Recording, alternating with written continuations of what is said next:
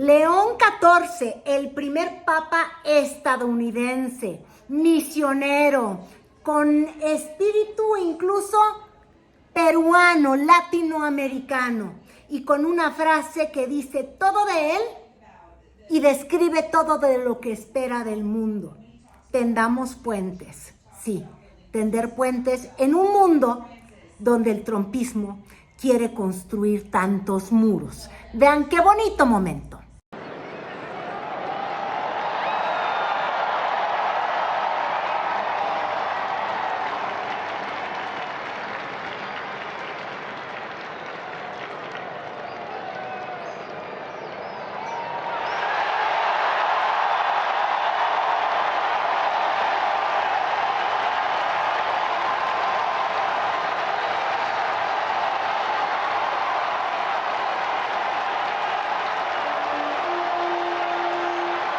Este es un YouTube al bote pronto y un poquito con la emoción de la nota que se lleva el día de hoy.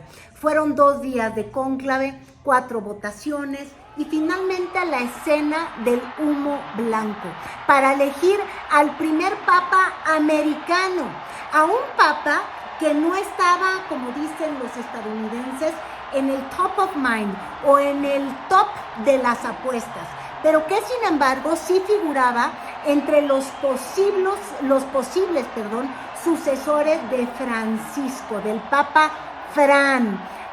Lo veía yo en esta publicación, que incluso saqué la foto para ver qué tanto se estaban acercando quienes hacían las especulaciones. Saqué la foto el día de ayer y sí, todo mundo sabíamos del Papa, bueno, del Cardenal Parolin, y decíamos, bueno, sería un regreso a la Iglesia conservadora. Todo mundo hablaba del filipino y decías, sería una refrescada, una juventud, un cardenal contagioso y además, pues de una región que nunca ha tenido un papa.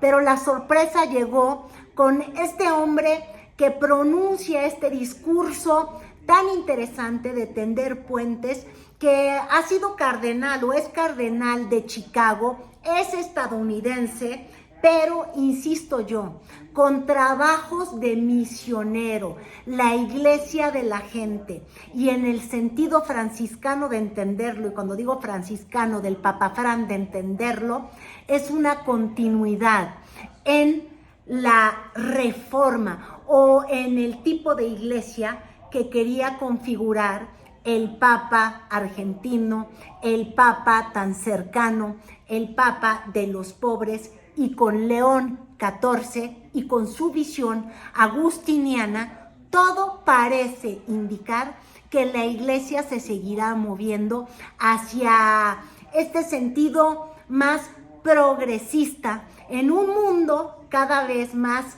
bipolar, en un mundo donde tenemos justamente estas visiones en las que no se pueden reconocer los matrimonios, por ejemplo, del mismo sexo, y que se quería que la iglesia volviera a cerrarse ante la comunidad LGTBQ y más.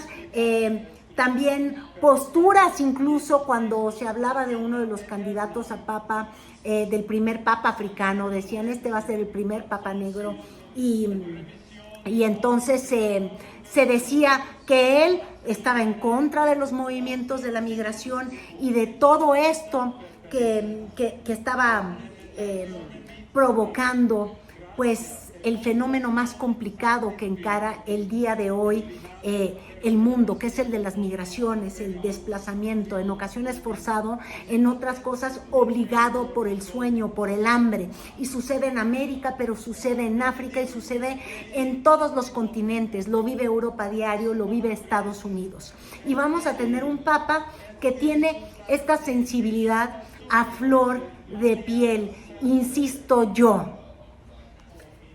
El primer mensaje del Papa León XIV, yo estoy viendo ahorita la televisión estadounidense que está evidentemente en conmoción, enloquecida, con la sensación de que en primera la iglesia no regresó a volverse otra vez europea, la Iglesia Católica, pues, o el pontificado, la jerarquía, sino que volvió a tirar del continente latinoamericano. Busca un papa estadounidense en tiempos donde un político estadounidense está poniendo de cabeza al mundo. Este es Donald Trump. Y es muy importante el mensaje, y voy a tomarme un tiempo para ir leyendo, y evidentemente lo vamos a ir escuchando, pero ¿de qué habla en su primer discurso? Del diálogo, de la inclusión, de los puentes, y evidentemente nos remite o nos recuerda al legado de Francisco, que siempre habló de incluir y de tender puentes. De hecho, en la misa de despedida al Papa Francisco, el guiño más fuerte que se hizo en ese momento fue justamente esa frase de los puentes. Porque en estas visiones, les digo, bipolares del mundo, en este mundo tan desigual, han ido ganando voces o han ido ganando fuerza visiones radicales. La visión radical de la derecha, que quería una iglesia que volviera a la máxima tradición, los mileyes de la política, pero mileyes en la iglesia. Y eso es lo que se temía podía ocurrir, una especie de retorno del péndulo después de la apertura que intentó Papa Francisco, más cercano a los jesuitas, recuerden ustedes, a la iglesia de los pobres. Y desde la visión de los mileyes, de los de la derecha, es no, la iglesia de los elegidos, casi, y ligadas a la derecha que hoy más que liberal, se dice libertaria, es decir, no nos gusta hablar de pobres, no nos gusta hablar de desigualdades, porque eso es de izquierda, y eso es casi la teología de la liberación. Y este Papa nos lleva a una cercanía con continuar el camino hacia una iglesia que mire a su más de 1 billón de seguidores, que no son verdaderamente los ricos del mundo, sino los olvidados del mundo. Y me voy a tomar un segundo a leerles, pues ya sé, es lo de la inteligencia artificial, pero vale la pena, ¿no? ¿Qué es lo que significa tener un papa agustiniano? Son de la orden de San Agustín, en una de sus devociones más conocidas, que son agustinos recoletos, religiosos que se caracterizan por su compromiso con la vida comunitaria, por las misiones, vivir en carne propia, internarse y convertir, pero trabajar en comunidad. Yo creo que eso es muy interesante, la búsqueda de Dios a través de la oración, la reflexión y la práctica del servicio. El servicio es justamente ir a donde te necesitan, ahí donde Dios parece que se ha olvidado de las personas. Evidentemente esto ya es con mis palabras, pero generalmente los misioneros se encargan de atender a los más vulnerables, a los más olvidados, a los que pareciera que son los que han quedado fuera del alcance de Dios, porque no ves a Dios en la pobreza, porque no ves a Dios en la enfermedad, pues, haciendo aquí un poco de metáforas. Su vida se basa en la regla de San Agustín, que enfatiza la importancia de la pobreza, como los jesuitas, la castidad, bueno, como toda la iglesia, ¿verdad?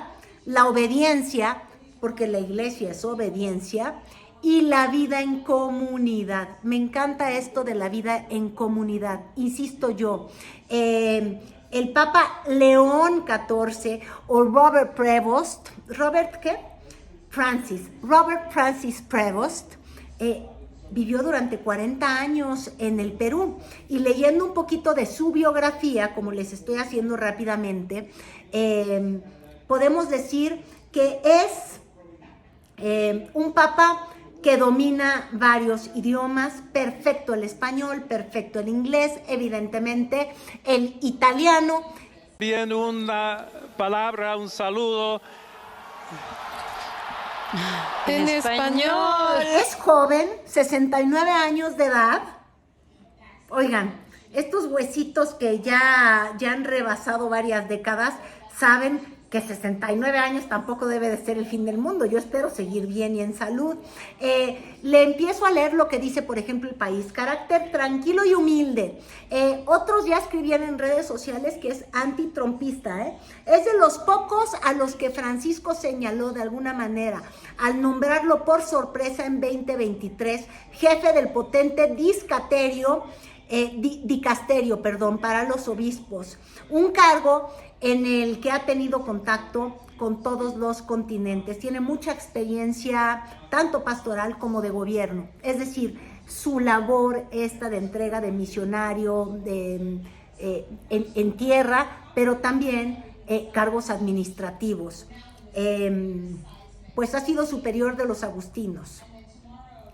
Prevo está roto la norma no escrita de evitar nombrar papa a los cardenales estadounidenses por proceder del país más poderoso, quizás por su perfil más complejo.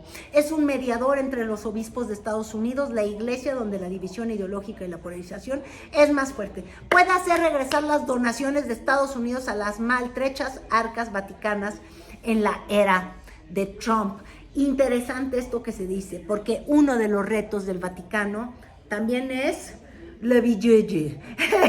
Entonces, necesitas, sí, fuertes donaciones. El regreso, entonces es un balance, tiene que tender puentes. El regreso de los grandes donadores, digo, a mí se me ocurre ahí pensar ya en otras organizaciones de la iglesia que son las del dinero y las que tienen que llevar dinero, desde el Opus Dei o quizás, miren, no quiero cometer un error, pero si por algo era querido el tal Maciel, pedófilo y todo lo demás, era por el poder económico que podía llevar. Y entonces, ¿cómo balanceas estas dos necesidades, la económica y la otra de una iglesia más cercana a los más pobres? Pidió a sus fieles construir puentes de paz. Tenemos que estar juntos para ser una iglesia misionera, afirmó recordando a su antecesor. Permítanme dar continuidad a la bendición que Francisco otorgó al mundo entero en la mañana de Pascua, añadió. En fin, que este nuevo papa va a tener retos colosales, les digo yo. Uno, el mundo de la polaridad, el camino que debe de tomar la iglesia, que estaba en la disyuntiva de endurecerse y volver a la tradición, es decir, el Vaticano para Europa, la mirada hacia una iglesia rígida, que no quiere aceptar a los grupos de la diversidad, que no quiere reconocer o volverle a dar el derecho de comulgar a los divorciados, es decir, la ultraconservadora versus una que en la iglesia no deja de ser iglesia. Digo, seamos francos, ¿no?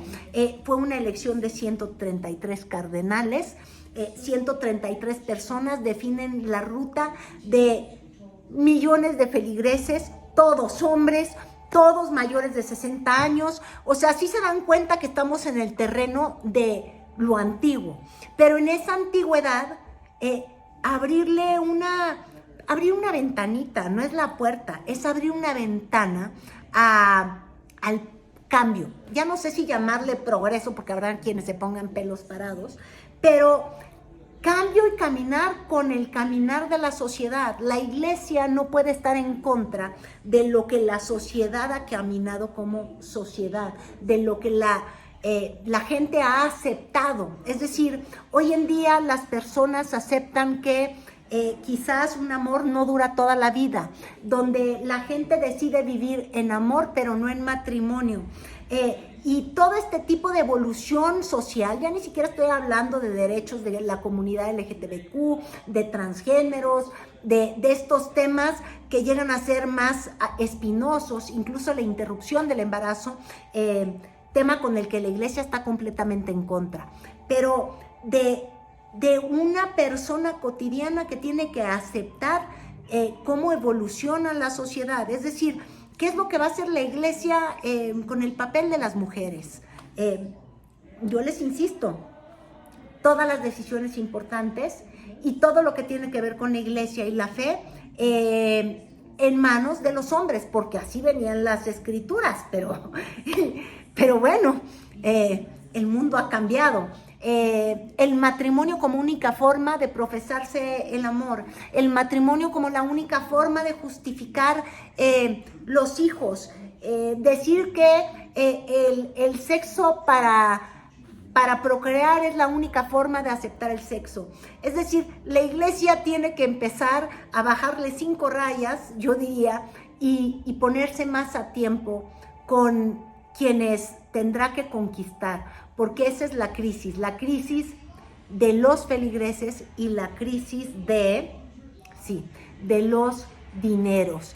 Estos dos son los retos. Y claro, y la crisis de la memoria histórica, es decir, allá en Estados Unidos, donde también se conocieron de los peores escándalos de pedofilia y de abusos de la iglesia, donde hay heridas abiertas, ver que el liderazgo de la iglesia asume este mea culpa que es tan importante reconocer para poder seguir avanzando. Aquí estoy viendo mujeres LGTBQ. No les he inventado tanto, Cuarta votación. Total, en el bote pronto habemos un papa. No es Papa Fran, es Papa León, Papa Leo. Y pues nada, sigamos avanzando por una iglesia más tolerante, una iglesia más amorosa, una iglesia más cercana a quienes les dan vida. Y por eso les quiero dejar esta imagen que me gustó mucho, que tenía el New York Times, cuando sale la fumata blanca, el humo blanco, y ver, porque de lo que más se veía ahí eran las imágenes de nuestra guadalupana. Recuerden que en México la fe va mucho más allá de lo que incluso significa la fe católica. Somos católicos en mayoría, pero guadalupanos de manera abrumadora. Y me gustó verlo por eso, porque es incluir.